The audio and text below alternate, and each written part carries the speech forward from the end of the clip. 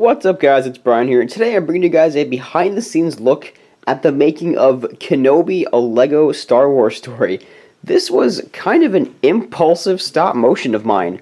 I wasn't planning this for very long at all, and I kind of want to just give you a behind-the-scenes look at some of the sets I'm using, the minifigures, the script, etc.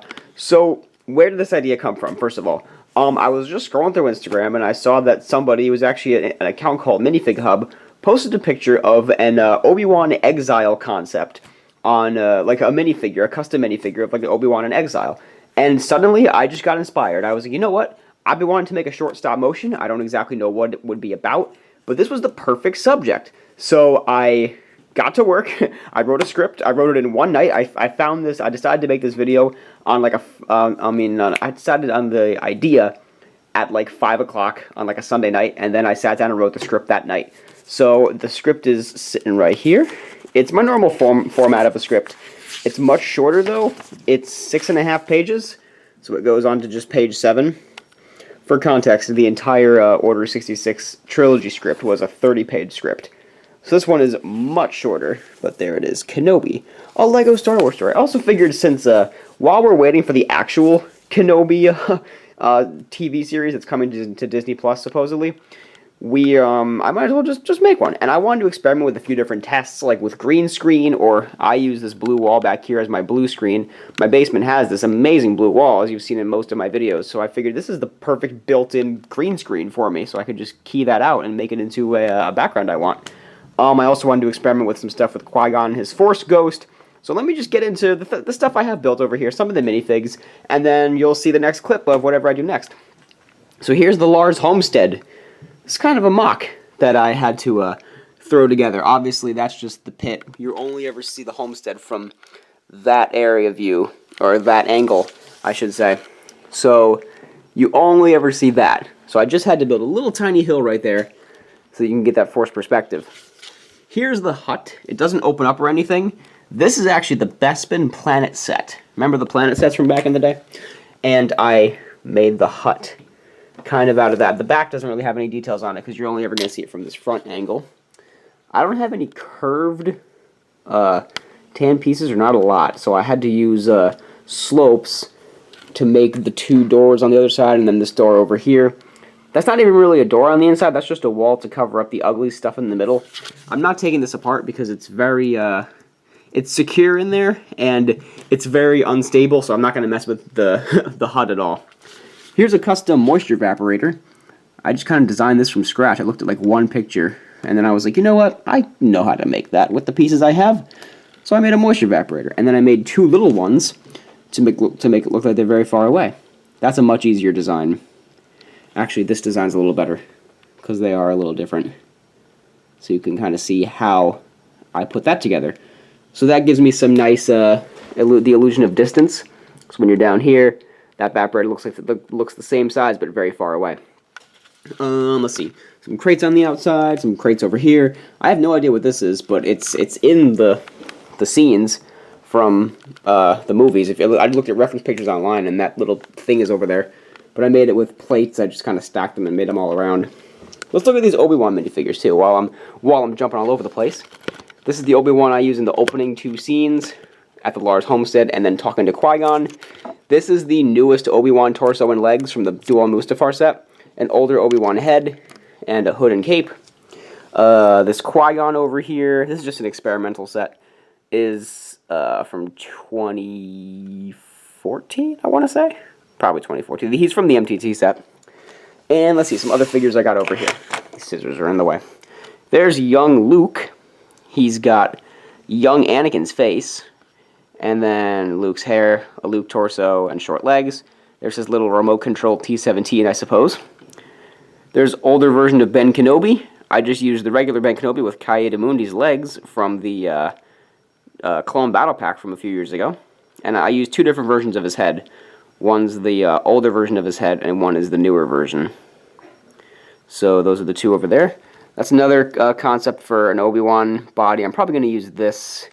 Actually, I don't know if this one's going to get used. Actually, no, this is probably going to get used for when ObiWan is talking to young Luke. That's when that's going to get used. Pilot Luke for those like flashback scenes in the middle. And there's my custom version of Rebels Maul. I don't have any updated Maul pieces besides this old head, so I took off his arms and replaced him with red arms. These legs are actually from the Nexo Knights, so that's where I got those. And his double lightsaber is just a regular old lightsaber with a with one of those studs with the holes in it attached to it.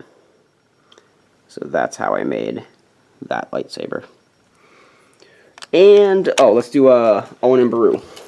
Beru is new version of Carrie Fisher's hair, the old Princess Leia hair, Rey's face, and Lor San Tekka's body. And Owen Lars is an old Imperial officer's face. Let's see if that'll get to focus. An old Imperial officer's face, Cassian Andor's hair, old ObiWan torso, and legs that are just brown. They're from that Rebel Battle Pack from a few years ago. And Baby Luke is just a stud on top of a cylinder with another stud underneath it. And I actually ended up taping that to the figure so that she could hold it very, very nicely. So, that's the intro to this behind-the-scenes video. We'll see what happens in the next clip. So I'll show you what happens next when I build something. It'll probably be Obi-Wan's hut. Will probably be the next thing I build, or the Jundland Waste. We'll see what happens with that. But I will see you in the next clip. Alright, so today I'm just about to do the campfire scene with Ghost Qui Gon. Last night I did the one short scene where old Obi-Wan is meditating and then the Force Ghost talked to him. I didn't film any of those in between flashback sequences though. I'll do those a little later. But I set up this campfire scene and I wanted to do that short scene quick and experiment with the blinking. I made him open his eyes in Photoshop, and with the fire glowing, I thought that was a really cool effect I was able to add. So this is how I set this up. The reason I put all these plates back here is because oftentimes, like, you don't realize how many cracks are in sloped bricks and in bricks in general, so light comes through very easily. So I blacked that out back there so that no light will seep through these little cracks. Because you'd be surprised, sometimes they really do. It does seep through quite a bit. But haven't exactly figured out how I'm going to do Ghost Qui-Gon yet. Obviously, you've seen it already, but still trying to figure that out. Quick interjection here. I actually filmed a little time-lapse of when I edited this scene with Qui-Gon, and here's how I kind of did it. As the time-lapse plays over me talking here, what I did for each and every single frame before I added the lighting effects later on was I highlighted Qui-Gon Jinn, and then I colored in with a very high or very low opacity brush, a blue brush over Qui-Gon to give him that kind of glimmering effect, and so that the blue wouldn't like completely cover him. Had to brighten him up a little bit first, though. That was very important before adding the blue, because when I added the lighting effects later on, I had to it ended up darkening everything, so Qui-Gon had to be a little brighter to stand out as a ghost. So that is how I did the Qui-Gon ghost sequence. That's that set. So I'll see you in the next clip. Alright guys, so earlier today I filmed the final scene in the Jundland Waste. I have one scene left to shoot, and that's the duel between old Obi-Wan and Darth Maul. But here's a little set I built for the Jundland Wastes. I thought it's kind of interesting. I recreated the scene from A New Hope as best as I could, with the little rock that Luke is kind of behind, with these land speeder in the background, little rock over there, some extra junk on the sand, some little dark tan details all around, just to make up the wastelands a little bit. And then I added these little rocks back here. You only see them in one shot because I green screened in the background the rocks from that scene. I took a screenshot from the movie and then just kind of pasted it back there. I think it came out pretty neat in the edit. I did the edit this morning, so I actually know how it looks. So I think it came out pretty cool. And then I made sure I didn't really want to green screen anything for the rest of that shot. So I made sure all the angles were like this, so that I don't have to green screen anything. And for the little R2 cave, I made a separate build for that and filmed that as it is. This was just pretty simple to get the look. Covered some of the gaps back there, and that's pretty much it. Whenever I needed to film this, I just like attached it to here with some bricks. I just attached that like that so that it would stay still. Filmed it right about here, so that's what it looked like when I was filming the R2 shots. Fun fact. I also went ahead and filmed a bunch of the flashbacks today. Like when Obi-Wan is meditating, there's that scene where all the flashbacks kind of go through. I'm going to put some pictures on the screen of some of the most interesting ones, like the one with Luke on Dagobah. That was an interesting technique I used. I didn't really want to make a full Dagobah set, so I just dumped these plates these 1x2 sand green plates all over the table. Made a little Dagobah backdrop. Let's see. For the Anakin meeting Obi-Wan, I made a little vignette over here that I took apart, but it was like that. Let's see, the duel scene, the duel Mustafar scene, the very, very, very quick shot of that, and the shot of Anakin burning, were from the backdrop. I have the UCS Slave 1 box sitting over there, and so I saw that some of the shots on that were perfect for a little tiny lava backdrop. And you only see those shots for like 1 to 2 seconds, so I thought that was pretty cool that I was able to incorporate that like that. So, next up, I have to go back and shoot another introduction scene with this Obi-Wan figure from where he goes and talks to young Luke Skywalker. I didn't shoot that little walking scene yet where he walks up to the homestead. I gotta do that. I also have to empty this and make it into a shot where old Obi-Wan's gonna be walking across right before he gets to the Jundland Wastes. And then I have the Darth Maul scene to shoot, which I think I'm gonna do on dark tan. I'm pretty sure, because it's at night, and I was experimenting with edits before, and this is gonna come out the best, I think. So that's gonna just about do it for this clip. So I will see you probably tomorrow when I film the next behind the scenes clip.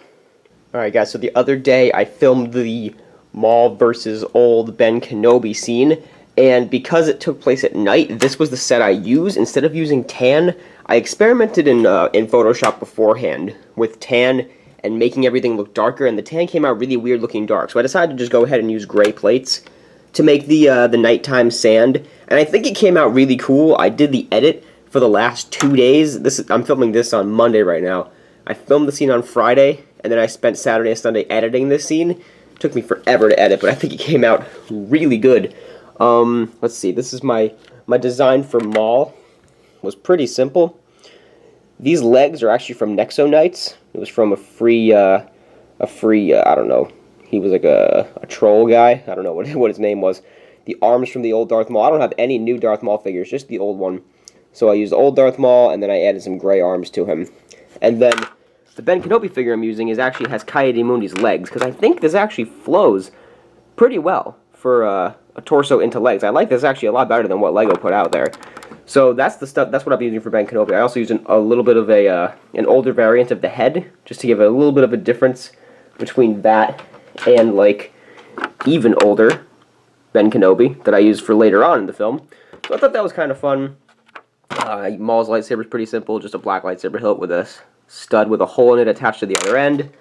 And that's about it for this scene. Took the corners off so I can get some up-close shots, because it's hard to, with the tripod, and it comes up to the edge and it wraps around the tripod.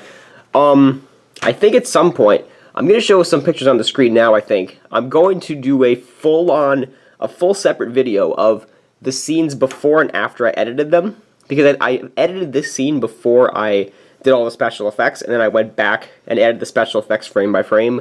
So I think I'm going to do that in a separate video of showing you the side-by-side comparisons of the fights and the scene with Qui Gon with the Force Ghost. I think I might do that separately, so let me know below if you want to see that. I'm excited to show you what those scenes look like before I actually ended up doing the special effects. So that's it. All the filming is done, so I'm going to go ahead and get to the edit.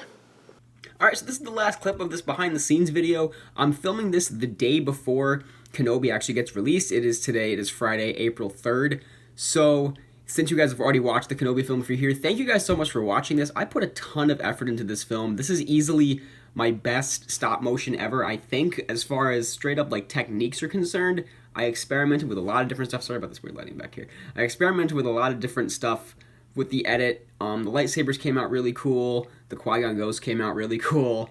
All the green screen stuff I put in the background, I thought that looked really neat. So this was really fun to make and experiment with. And now that I know how to do these techniques, I can use them in the future for future projects. This is not going to be a problem for me to just use a green screen or make a lightsaber effect. That can be something that's very easy for me to do now that I know how to do them. It took a lot of time to figure out everything, but I'm glad I did, and I'm glad I spent this time doing this for this animation. So, the next, one of my next videos is going to be I believe I'm going to do a side-by-side comparison of like the Darth Maul sequence and the Qui-Gon sequence, where I show before and after the special effects. That could be really cool. And if you want to know exactly how I did the lightsabers, I use Photoshop Elements, but let me know down in the comments below. I can make that into a full tutorial if you want me to. Even though Elements is an expensive program, not a lot of you probably have it out there. But if you want to do that lightsaber technique, I'll just show you what I did. I'm happy to show it to you, and it just in a separate video for doing those special effects. So there will be another Kenobi behind the scenes video, but this was my general overview, even though it took me like 15 minutes to do. So thanks guys very much for watching, and thank you guys for watching the Kenobi film again. Leave a big thumbs up if you enjoyed. Leave me a comment down below if you have any questions. Let me know. I'll get back to you. And be sure to go ahead and subscribe if you haven't. Thanks guys for watching. This has been Brian from Watermelon Studios. Peace out, guys.